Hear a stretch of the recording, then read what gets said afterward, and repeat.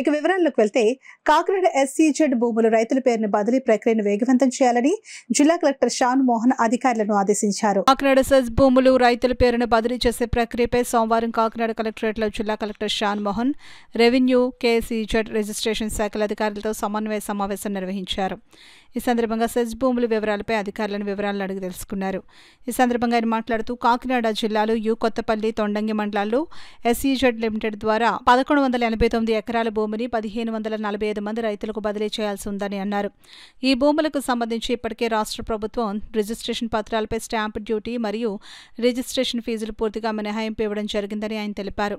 ఈ నేపథ్యంలో భూముల రిజిస్ట్రేషన్ ప్రక్రియపై ప్రత్యేక దృష్టి పెట్టాలని అన్నారు. సమావేశంలో కాకినాడ పెద్దాపురం ఆర్టీఓలు ఎస్ మల్లిబాబు, కె శ్రీరమణి, జిల్లా register Jayalakshmi, Padapidi Chaitravarshini, SCZ incharge SDC P Venugopalarao, Kakinada SEZ GM M Srinivas, ఇతర అధికారులు తదితరులు పాల్గొన్నారు.